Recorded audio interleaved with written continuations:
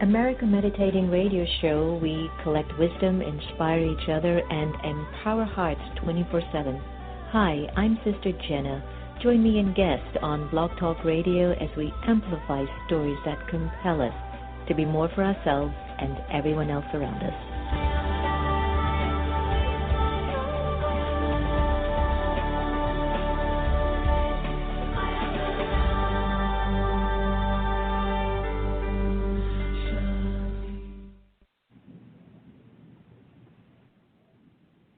Hi, I'm Angela Peabody of Global Woman Peace Foundation, and I listen to America's Meditating Radio Show. The Azar Foundation for Children of the World is an organization aimed to support women and children in need across the globe. We believe in empowering lives, strengthening minds, and providing programs that enrich health and education. The Azar Foundation was founded in 2003 and has been serving the world ever since. Visit us at our website at www.azarforchildren.org. That's www.azar4children.org to find out more information about our endeavors and join our mailing list. Remember, the smile and the cry of a child doesn't have any language. The Azar Foundation. Blaylock Dialysis Center is a convenient state-of-the-art dialysis center in the Houston area, run by Dr. Panakin Patel. Relax in a comfortable environment while receiving quality care. Serving adults 18 to geriatrics, we are here to help you. Call 713-463-6611 for more information or visit us at our website at www.blaylockdialysiscenter.com. Blaylock Dialysis Center, where helping you get well is our priority. Do you like to meditate? Have you tried to meditate? Have you struggled with meditation? Why don't you visit one of the Brahma Kumaris Meditation Center? Visit brahmakumaris.org. Hi, I'm Devon Franklin, co-author of the book The Wait, author of the book Produced by Faith, and producer of the film Miracles from Heaven. Just want to give a shout out to Sister Jenna and American Meditating Radio. I've been on the station before. I've been on the program. It's awesome, and meditation is such a powerful way to tap into all that God has for us and to find peace, love, and joy, and health in our lives. We have an exclusive screening of my new film, Miracles from Heaven, starring Jennifer Garner and Queen Latifah, and this is a film that is based on a true story. We've been screening it all around the country, and people have been blown away by the power of this inspirational journey of a family coping with the illness of the middle daughter, and a miracle shows up when they need it the most. I promise you, you will not be disappointed. Hello, everyone, and welcome to America Meditating Radio. I'm your host, Sister Jenna. We appreciated that shout-out by our beautiful brother, Devon Franklin, who is got his new book out called The Wait, and I have to tell you, it's quite a powerful book, looking at really how to walk into relationships with, I would say, with something very sacred in you, something very sacred, something very meaningful, where you're not really coming into a relationship from a sort of a superficial stance, but more from, hey, this is important to me, you're important to me, I'm important to me. So if you get some time, do go and get The Wait by Megan Good and Devon Franklin. Hope you've been having a wonderful day today. We've been enjoying interesting conversations by Dan Harris, who's co-anchor from Nightline News, and many other great work, and basically how he's feeling like he's playing a very small part on the importance of advocating for meditation, because he says there is scientific proof this thing is helping our lives. And so if we were to actually do meditation, will there be bullying in schools? Will there be racism? Will there be prejudicing? And will there be even the kind of a rhetoric that we're seeing in this current political campaign?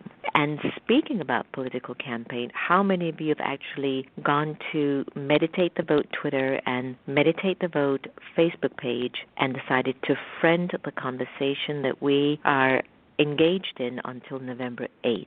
I really hope you do. I know we're very bored social media, but that's okay. We're very rich in human relationships, but this time I'm actually going to need you to see how we can engage in the conversations. Today I sent out a tweet, and I hope that you have a chance to read it, and it came to me this morning in my meditation at 3 o'clock.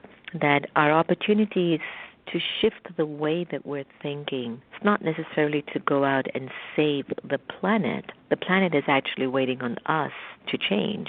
And I thought about that, the level of how we are functioning with our own lives. And we tend to always try to deflect whatever we're going through onto another person. And we make it all about this person, and then we either step away or we get upset or we start to percolate a whole bunch of waste and negative thoughts. And what we sometimes miss is the fact that there must be some debris sitting inside, why we tend to find ourselves meditating on something that's not healthy, like our own criticisms or prejudice or just anger or frustration or anguish regarding somebody else's life or behavior. One of the things that I've come to appreciate about my path of spirituality with the Brahma Kumaris is that it's going to take time for all of us.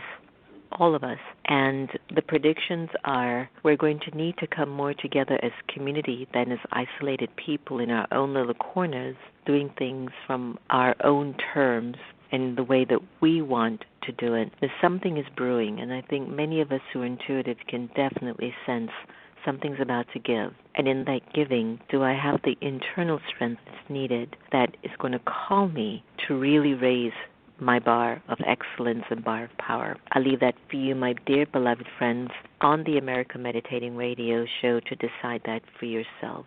If I can't handle just a little bit of stuff that somebody might say to me, there is no way I'm going to handle some serious stuff that's going to come. I might allow the fear to trigger in for a minute or two, or maybe I could move my life with fear for a week and try to push myself to see myself through the complications or the upheavals of life. But when all of that fear can no longer sustain itself, I'm stuck with me. And so have I worked on myself where love is amplified, and I'm really coming from that place of amplification of love. A lot to think about. Well, you're meditating the vote. So please join us on Meditate the Vote. And we've got events that are coming up, I think, at Busboy and Poets in the nation's capital on K Street on, I believe it's July 23rd. But do check in with us, and we'll be able to update you clearer because things are unfolding as we go along the way. We're hoping that you can also assist in organizing events at your homes, at your community centers, at a space, to have a conversation that can broaden the scope of what it is that the country, what it is that we are going through, and what is it that I need to be for me, so the land that I have incarnated in can be benefited from my own transformation. So that is Meditate the Vote. That is what it means. We're calling on ourselves here to make that choice, to vote in the choice, to make myself powerful enough, worthy enough, and having some sort of a technique that creates inclusivity than separation. This ego, my friends, this energy of ego and this energy of attachment is destroying our planet. And if we are destroyed, then don't even expect the planet's going to be ready for us. Anyway, stay tuned. We have the beautiful Zen Cryar DeBrucke who's going to be joining us. She's the author of Your Inner GPS. And so Zen's going to be taking us through a journey of her book and her life. Before I get Zen on the line, what a lovely name, Zen, I want to play my favorite CD, Letting Go from Off the Grid into the Heart. Breathe in deeply.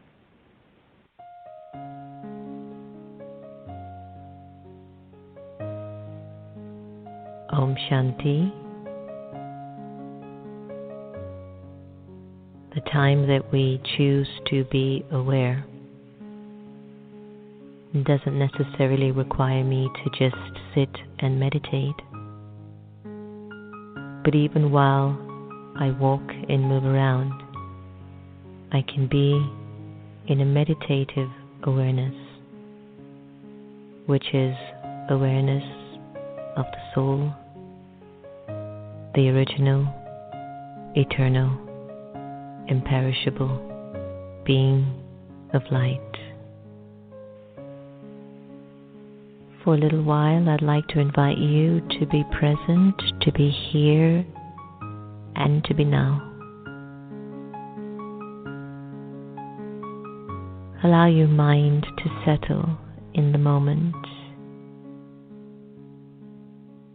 to relax.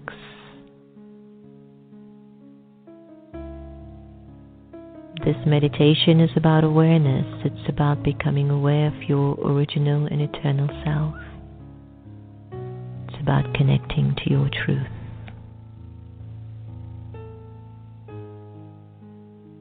Let go of your name.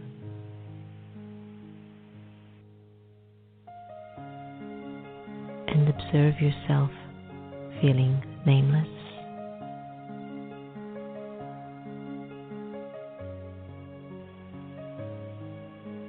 Let go of your gender to discontinue thinking you're a man or a woman. Let it go and observe how you would feel walking around without a gender. Let go of the role that you play and let go of the titles that you own. Observe how you're feeling as you are gradually letting go.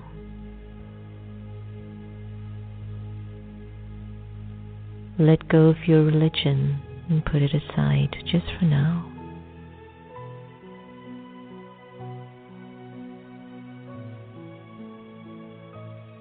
And let go of your nationality and even the language that you're accustomed to.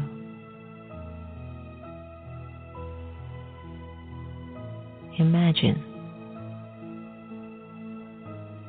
you have no name, gender, role, title, religion, nationality, or even a language.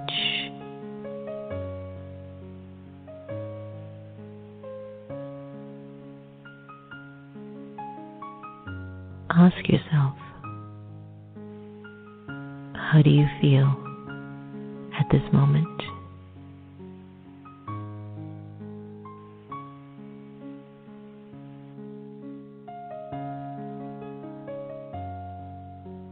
And in this feeling,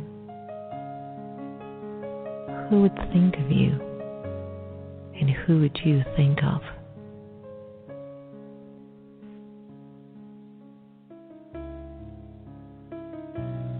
The Supreme Soul would think of you,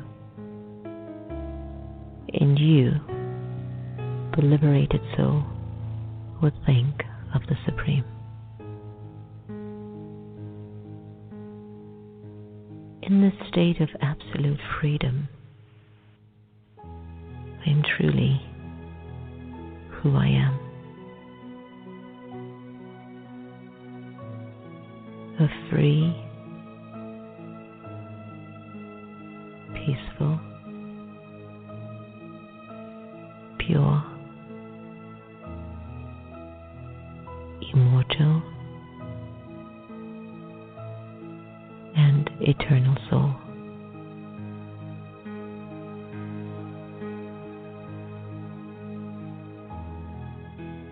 Allow yourself to just be absorbed in this awareness.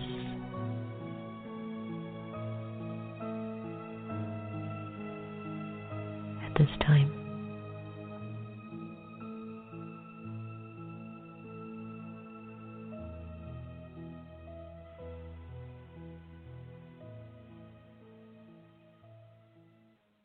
welcome back.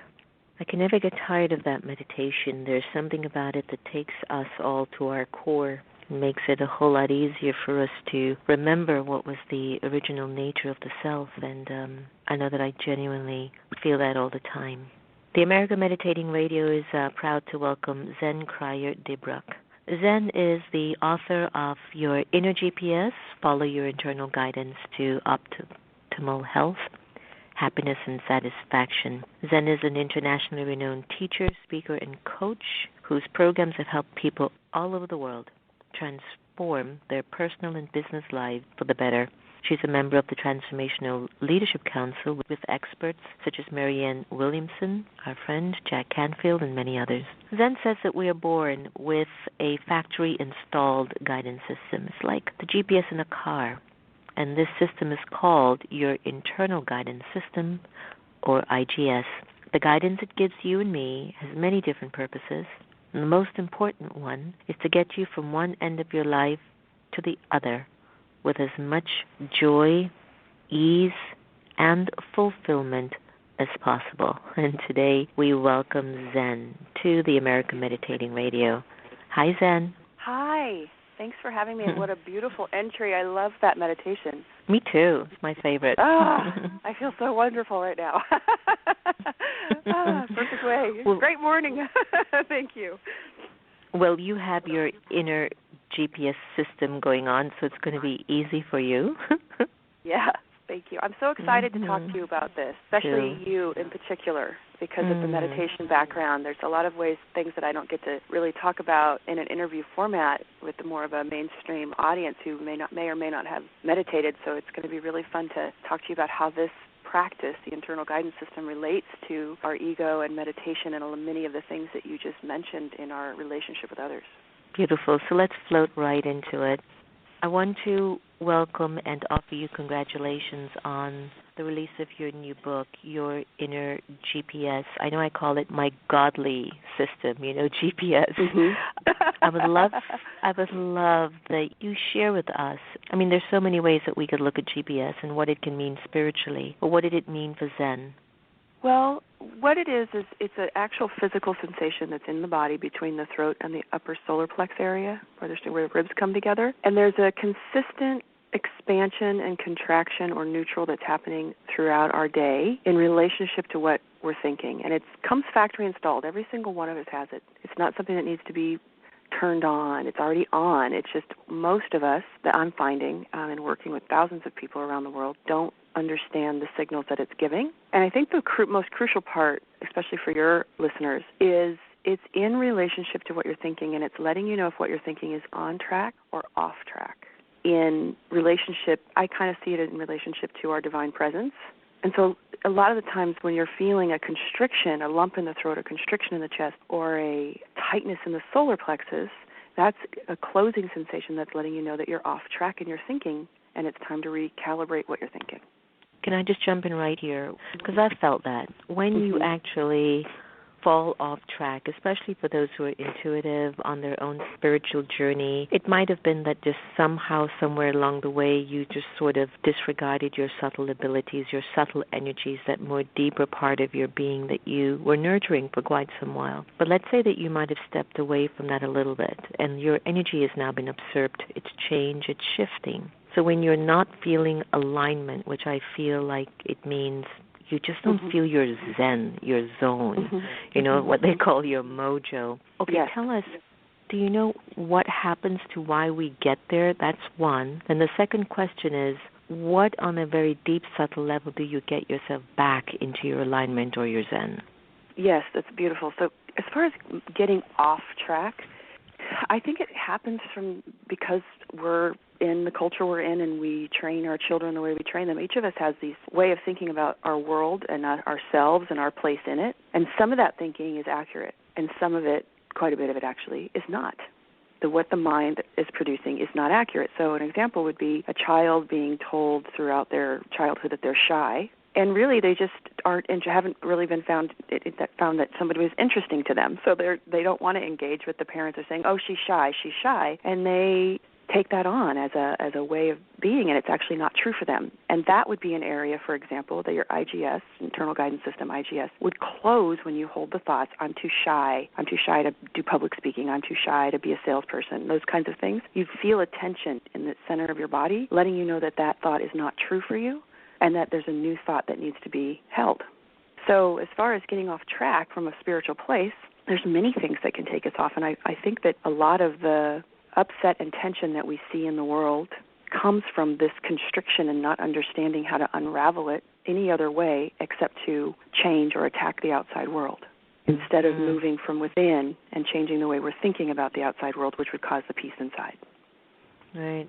It's so true, because I think many times we sell short the depth of the power of the soul just by like, what did you just tell me? What did you just say? You know what I mean? And it's just like, why would you throw away your kingdom for that silly moment when someone is just not in a good place, and why do you begin to own that? And I've seen this over and over again. I've seen that. I've just seen where people just own the smallest of issues and lose their kingdom for nothing. Yes, and so I'm going to give you, there's a powerful story that I have. I don't know if you're familiar with a gentleman by the name of Van Jones, but he's a black leader who's done some, you know him. Okay. I worked with him. I was his coach for a while, career coach moving when he went from the Elebaker Center to the White House with the Green Jobs movement. In that transition, I got an opportunity to work with him. And we were in a session talking about what he wanted to do and what was important to him, and he stopped me and said, Zen, I have to tell you something, and it's not I have to or we can't work together. And I said, okay. And he said, you're a racist. And I went inside my head immediately, no, I'm not. And I closed. I got this deep closing, which means the center of my body tightened, and there's even kind of a drop towards the stomach when it's a deep closing. That's information that meant that thought, I am not, no, I'm not, is not true. But because I've had such training in this, there was no response in a negative, argumentative way. I said, oh, my gosh, I closed. That means I am. And I opened, and I said, Van, you're right. I just checked this out with my IGS. It happened instantly. And there is something I'm not seeing. And it's not something that I was raised in a household where there was no racism. There was nothing, of that nature in any way, shape, or form. But the culture at large, just being saturated in it, you begin to pick up a way of thinking about black men and their fatherhood, for instance, or what they're capable of, or the intelligence of someone if their speech is not similar to yours. And there's all these little things that are innate that aren't chosen. So, but the point of this is that in that moment, a majority of people would have gotten into an argument, beginning to defend themselves, defending their families, defending, actions that they've taken throughout their lifetime. But none of that was what was up for me. None of that was true. And that all was true. Right. None of that was the issue. The issue was something that I'd never even had brought up to me that was important for me to hear. And so he was your client. Yes. Mm-hmm. Well, yes, if that's in the way. It was personal. It could have been very personal for you. Mm-hmm. Right. Instead, it just created a deeper trust between the two of us, and I was able to actually be a better coach and serve him better. Yeah, and I was open. Because you were opened, right. So this is a way in which it's almost like taking meditation off the cushion and moving it into being able to be a living practice in the moment, being able to be really present with what our mind is generating. That's not creating harmony and health. That's not bringing us closer together into oneness and purpose together. And there's many stories. And it, even between husband and wives and parents and children, where that same exchange that would have torn apart the relationship, type of exchange, actually brings about an opening and a trust and a deepening of relationship. Beautiful for you. And, it comes to the point like how we get so super sensitive. We tend to find ourselves always resonating with the negative quicker than we would resonate to the positive. And I wonder, how does the GPS system know to do that? Because when you have missed your turn, you automatically get a signal. So in our relationships, when we're missing our turn, we get signals, but some of us just don't hear. Is it that the volume has been turned off? Yeah, we are getting signals. It's a physical sensation, and what I'm finding more than anything is that most people, at least, I work with a lot of Western-style cultures, so I can't speak for everybody, Europe and Australia and then the United States, those kinds of things. I find that the first thing I need to do when I work with people is turn them back on and listening to their body and actually being able to feel it. Many people almost universally report getting big bruises on their body somewhere and not having any idea where they came from.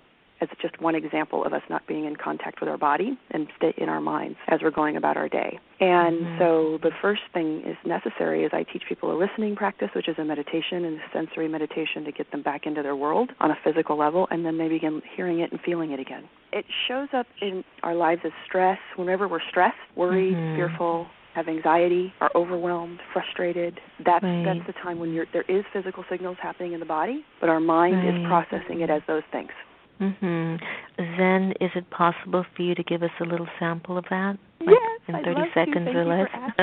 I'd love to do a little exercise. Did you happen to do the exercise on my website to feel it for yourself? Okay, good. I was just curious. It's nice to have someone.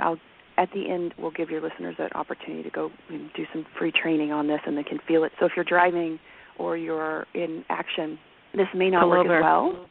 Yeah, pull over, exactly. And but what it is it's just a quick exercise. It takes just a few minutes here. So if you'll put away anything that might be distracting, email, text messaging, and no multitasking, just a couple minutes, you can do it. And put your feet on the, not you, but your listeners, put your feet on the ground and your hands in your lap, and take a breath, just a little breath, and let it out. Be with your breath for a moment.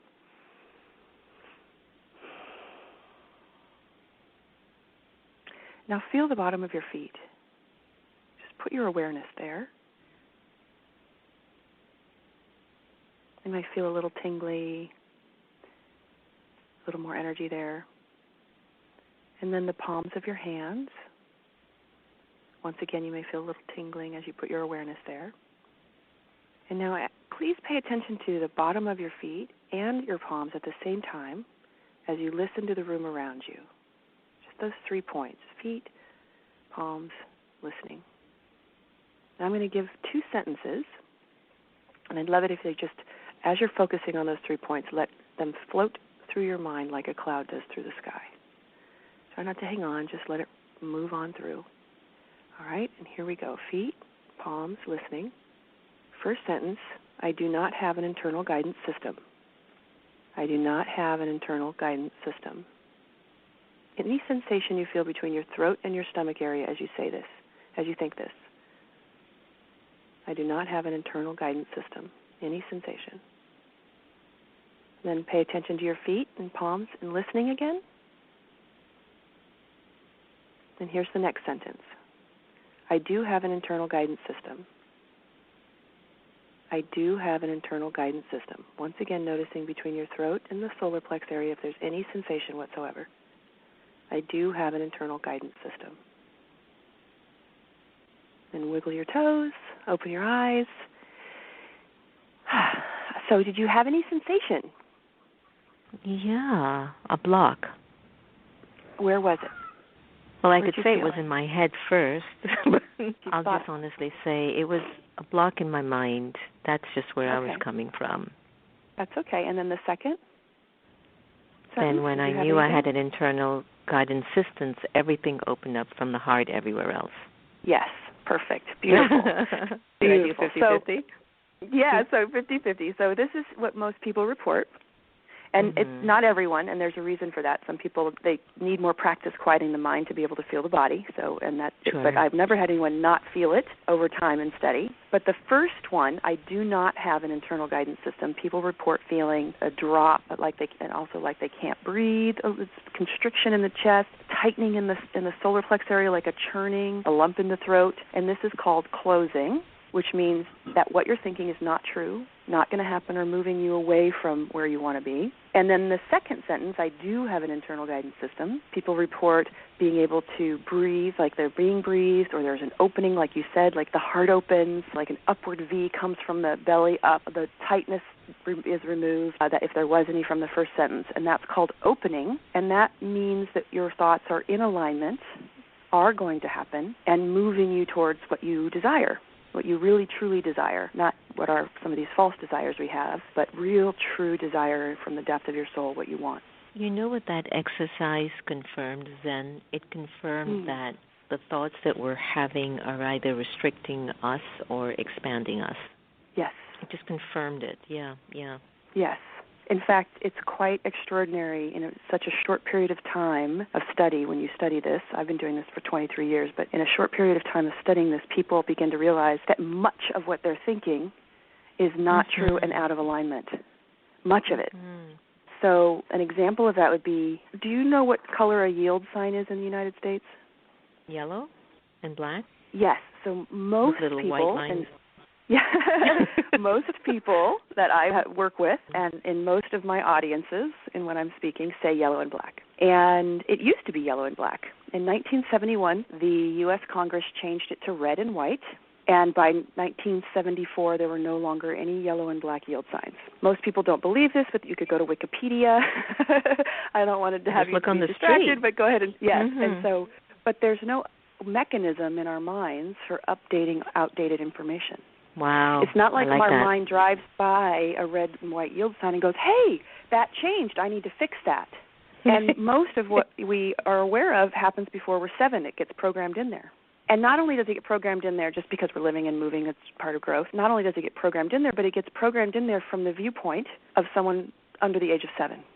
Wow. So we have a lot of yield signs that we don't even know are there, that the internal guidance system's job is to update. So when we're walking along and we come into the house and we look at our significant other and they have a look on our face that reminds us of our father or our mother's look of being upset with us, we have a reaction, and it may have nothing to do. They could have just gotten off a rough phone call, had a bad day, but then it sets into motion in your mind, what's wrong, what did I do wrong? And the person says, you didn't do anything wrong. And it's like, no, but you're looking at me with that way. I'm not looking at you anyway, and this thing starts.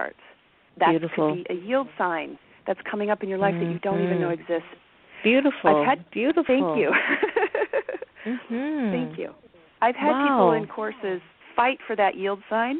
Like, I know it's yellow and black. I'm going to go find one. I'm going to take a picture of it, and I'm going to send it to you to prove that I have seen them. And the thing is, that's an example of what we fight for in the world. Oftentimes, when we're fighting from our closing. Right. It's not true, but it feels so true that we have to make it true. And we're doing that in places that are creating lots of disease and lots of torment and pain, and we don't even realize it. I get that, and you know what, I think you can concur, regardless of all the numbers of individuals that come in front of our lives, at the end of the day you realize it is just something that we've been holding to of the past that has actually changed, but we're not even acclimated to the fact that things are not the same. I am not the same person I used to be, but we're still holding to some old story. Yes. I get that, yes. right? I get yes. that. Wow. Yes. I think that's why when we go home for Christmas, it's even no matter how much personal growth and transformation we've done, there are ways in which we go right back to who we were in the family, and I think it's because of those old yield signs that they can't see us as different or interact with us as different, or we can't interact with them different, because there's a patterning, an unhealthy patterning happening that we need to update. Yes, and absolutely. And the internal guidance system helps that. That's what it does. That's its goal. Oh, what a beautiful tool. Zen, that's fantastic. I wish we could get that internal guidance system to Donald Trump, Hillary Clinton, and Bernie Sanders. Yes. And it would have been great if we could get it to everybody before they even came into existence, so we wouldn't have had to have such tumultuous time. The Congress, if they could use it in their decision-making, I think would change the world immensely. Well, let's do that. Let's change it. Let's get it done. Okay. If you were to introduce this to Donald Trump, Hillary Clinton, especially since it seems that they were the two nominees, what would you tell them? Well, that they have an internal guidance system, and that as leaders who are moving into a place of power where they're going to be working on behalf of all of us, that it's even more crucial now that they move into the opening and that they look for solutions that are in the opening. An opening for any one person on the planet is good for everyone around them. There's a way in which there's a deep wisdom that the internal guidance system holds, where it takes into account everything, past, present, and future, and all of the people around it. So what you'll find is as you follow the opening, the decisions that you make in your life work for everyone. And so I would tell them that if they really, really, truly care and are a leader that wants to make change, that the only way they're going to be able to do that is by stepping aside and allowing the IGS to show them how to get there from here, because the human mind doesn't know. And so the solutions that could be made and offered would be opening to all, which would allow a lot less conflict and more buy-in. So that's what I would tell them, and then make it mandatory to make decisions into the opening with our government leaders and that are being of service to us, because then we know that it'll work for the planet, for us, for our children, for everyone involved. So important, Zen. So let's do that. Give me your greatest vision for yourself that would actually transcend onto this planet, this particular region that we're incarnated in called America. What's the best vision for you that you feel that manifested will definitely contribute to this country? What is that? Well, for me, it is this internal guidance system piece, because it creates so much health and harmony and peace. Wow, that's a good question. But the biggest vision that I could give for the U.S., to be able to come to a place, once again, where everyone is allowed to give their contribution. I feel like there's a way in which there's not enough space for every person to be able to give their contribution, and it's when we give of ourselves and we get to contribute to something that we change inside. Things become a gift. we become a gift. And I feel like we need to get back to that. There's too many, like our children and our teens, they don't have anything to do with their soul, with their beingness, with who they are. They're playing with electronics and they're disconnected, and there's a way in which, in doing that, not being able to give who you are deeply and contribute, you feel numb. You feel like there's no reason to be here. You feel like there's nothing. Right. It's like there's nothing. But when you go and contribute, like volunteer and support others and be able to contribute your gift, nothing can shake you. It gives you much nothing more can shake purpose. You and make you from who you are. It's like you get up in the morning knowing you have value. And in giving that value, you feel like as if you matter.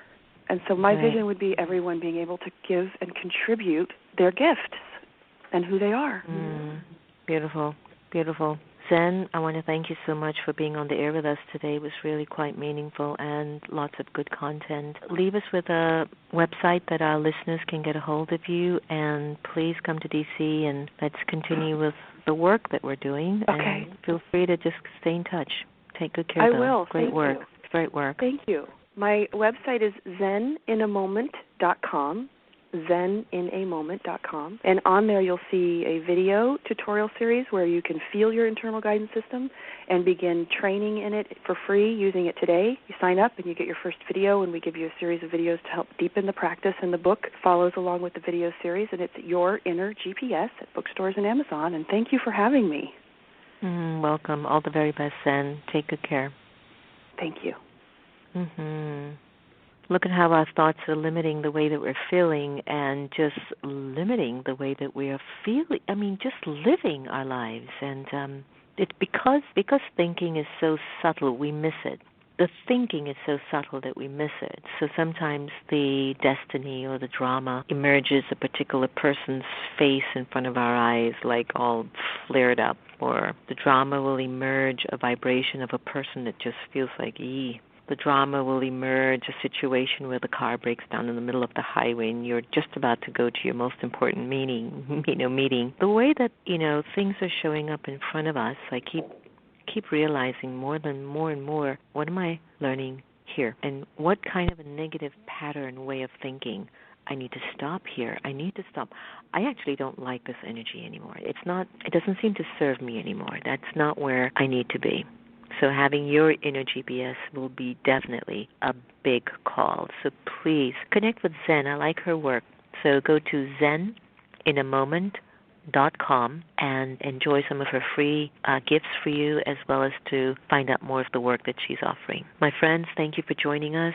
Please remember to meditate the vote. Just friend the conversation. I'm not looking for, we have 10 million fans. Yes, I would love to see 1 million folks engaged in seeing how we can make this country a better place. It's something not for profit.